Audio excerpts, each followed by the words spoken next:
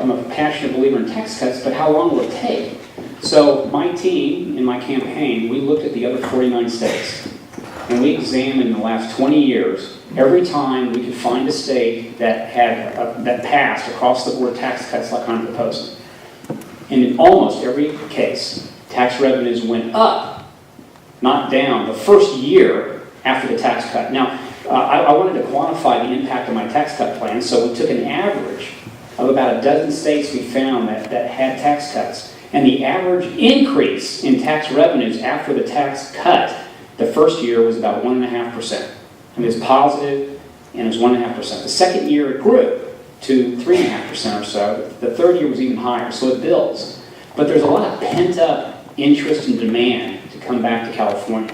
The tax cuts would have, the reason why the tax cuts will have an immediate positive impact, a couple of reasons. One is, it does change the economics, and there's always people evaluating where they're going to build a new company or expand a new company. So if you change the economics, you'll get an immediate positive impact from that. The second thing, though, is that we're just sending a message to entrepreneurs and investors everywhere. California is not going to be your worst nightmare anymore. We're actually going to want companies to come here and create jobs. And it would send a very powerful message. And since this is California, we're such a beautiful state, the impact, I think, would be immediate and positive.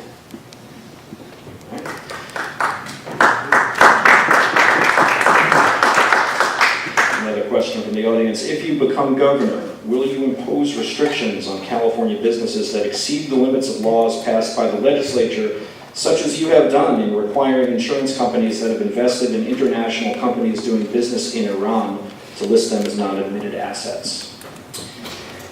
Yeah, so just a quick update on Iran. Occasionally we all have to just band together and just do the right thing. Now, I believe Iran is a huge threat to its own people, to its neighbors, to the national security of this country. So as insurance commissioner, one of my duties is to make sure that insurance companies invest your premium dollars in a safe and secure fashion. So in my job of just overseeing these insurance companies, I noticed they had billions and billions of dollars invested in companies that were doing business in Iran. I mean, that's just wrong. I mean, your insurance premiums are helping to prop up the Iranian regime. So in my position as insurance commissioner, I told these insurance companies, you got to change, you got to stop that. And it's about $6 billion, and they have a $4 trillion investment portfolio. So it's a small part of their investment portfolio, but it's several percent of the gross domestic product of Iran.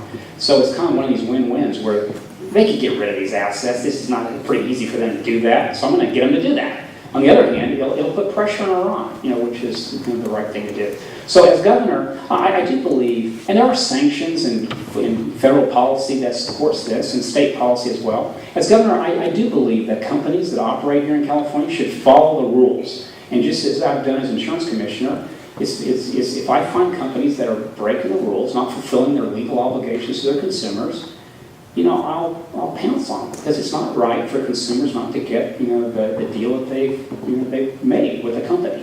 And companies need to follow their legal obligations. That's the way our free market system works. Okay. We have a couple of questions.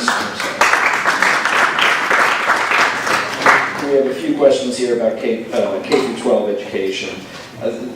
I think people would like to hear a little bit more specifically what you'd like to do to improve our situation, besides just turning some local control back over.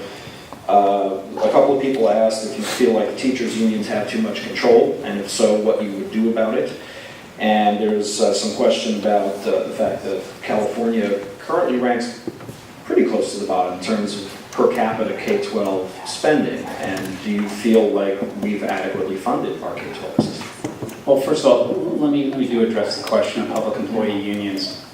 So at Mount Pleasant High School, I worked with all those other teachers that were part of the California Teachers Association. I mentioned at the Department of Insurance, I have over 1,000 employees that are a member of public employee unions. We really do have some fantastic public servants here in the state of California that work for K-12 or for the state of California. But I got to be honest with you, the power of the public employee unions is out of control, and we need to curb the power of the public employee unions. Now, the membership,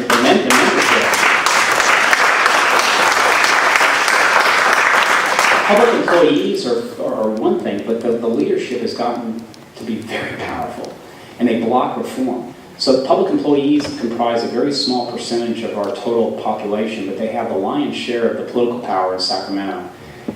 It's just a fact. And so I do support a new initiative that's being circulated. I strongly encourage you all to sign it so we can get on the ballot.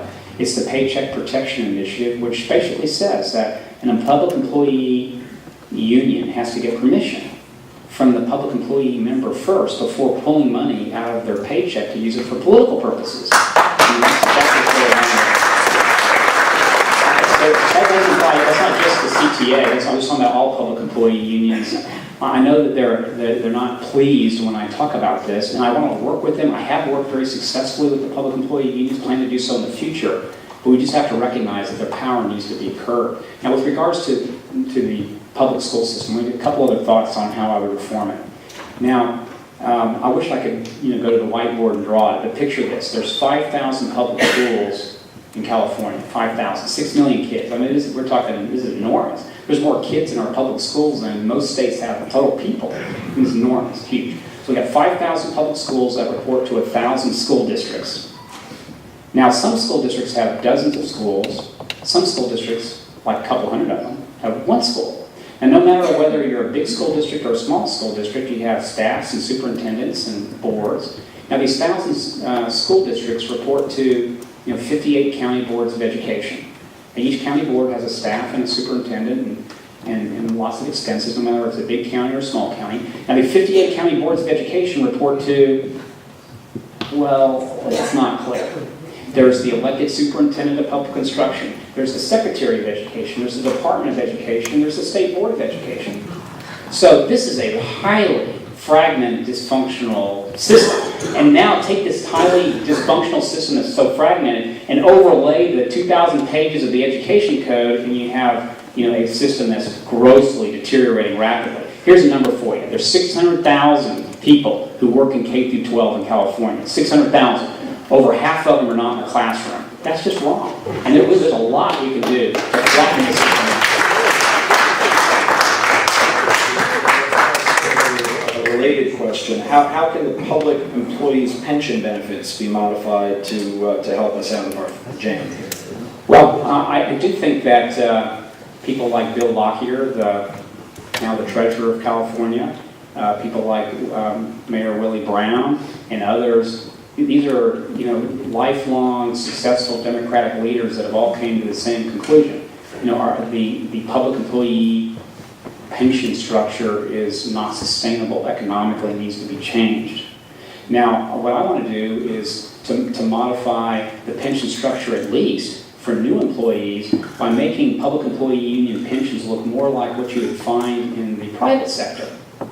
And so that would be a healthy thing, because right now public employees, as good as they are, the fact is they have a compensation structure that isolates them from the ups and downs in the economy, unlike people in the private sector. So we should align the incentives of people in state government and in the private sector so that when the economy goes up, they feel the joy of it, and when the economy goes down, they feel the pain. We need that kind of alignment, and that's what I push for. Question from the audience, have you given any thought to the effects of a lack of medical care to illegal immigrants, the illegal population in California, and what about the lack of education for children of illegal immigrants? Those are really good questions. The fact is we feel the effects of the impact of illegal immigration every day. So, as I mentioned earlier, if you go into an emergency room, everyone's health care is impacted because people have come here illegally in large numbers. You go into our public school system, everyone's education gets impacted because of the numbers of people who come into our public school system that come into our state here illegally. So it's kind of one of those things where we're very caring people. If we weren't bankrupt, we would be thinking about other things. But unfortunately, the state's out of cash, and our public school system is deteriorating, and our public health system is overwhelmed. So it's kind of one of those things where we have no choice now, in my opinion, but to find a governor, me, who's willing to make stopping illegal immigration a priority. And so we have to do this thoughtfully and carefully so that we don't